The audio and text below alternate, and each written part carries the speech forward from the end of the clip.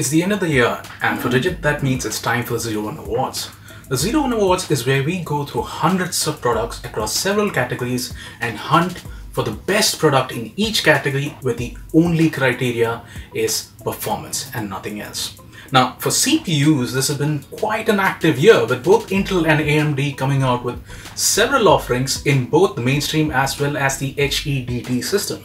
The year started off with AMD coming out with their Ryzen 3 2200G and 2400G, which were sort of the APU equivalent but with the Ryzen architecture. Then we moved on to June, which is when Computex happened and Intel came out with the 8086K, a 6-core 12-thread variant, which was sort of an anniversary edition CPU in light of the 40th anniversary of the x86 architecture. Moving on, we had the 9900K, which is a Core i9 CPU from Intel that launched in early September, where it was the first 8-core mainstream CPU which was destined to provide a lot of competition to the AMD Ryzen series. Now, speaking of AMD, we've had quite a lot of attention, or rather quite a lot of action on that front as well. Early on, we had the Threadripper series, or in particular the second generation of Threadripper series, where AMD came out with the 2990WX, which is a 32-core 64-threaded beast for $1,799.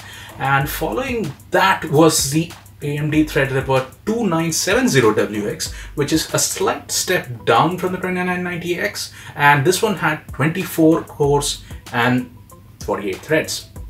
In the mainstream segment, AMD obviously had the 2700X, and apart from that, if you were to look at HEDT segment for Intel, then you had the 9980XE, which is yet to come in. So there's plenty of competition from Intel as well as AMD, with both of them trying to squeeze in as many cores and even trying to reduce the manufacturing process.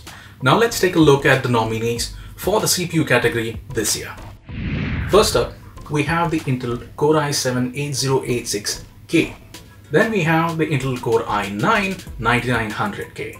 From AMD, we have the Ryzen 7 2700X, followed by the Ryzen Threadripper 2 second generation 2990WX. Then we have the AMD Threadripper 2970WX. And lastly, we have the Intel Core i9 9980XE. Now let's take a closer look at the nominees. We'll start off with the Intel Core i7 8086K. As mentioned earlier, it is an anniversary edition, so it was limited to 50,000 units only. But one of the key improvements with the 8086K was that a single core on turbo could hit 5 GHz. Now this is a huge achievement in the mainstream processor segment. Then we have the Intel Core i9 9900K. This was Intel's first 8-core mainstream CPUs. They've had 8-core CPUs before, but not in the mainstream segment.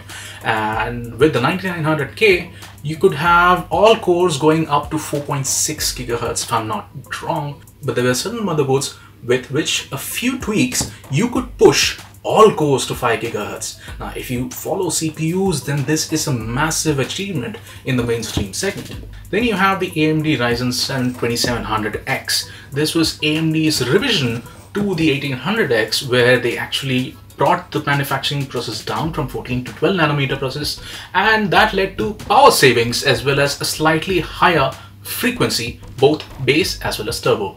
Then you have the AMD Ryzen Threadripper 2990WX. It's got 32 cores, that means 64 threads, and at base clock it would sit at around 3.0 GHz. And you don't even want to know about turbo, but the thing is, if you have such a processor, power and performance is maximized.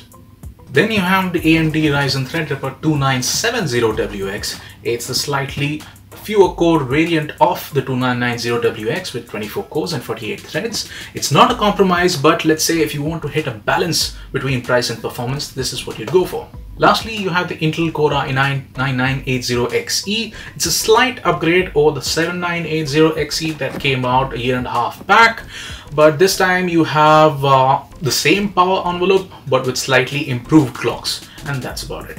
In order to understand which of these processors gets the 01 awards in the CPU category, you will have to go and get the December 2018 special issue. That's the 01 issue, and it will hit stands in the first week of December.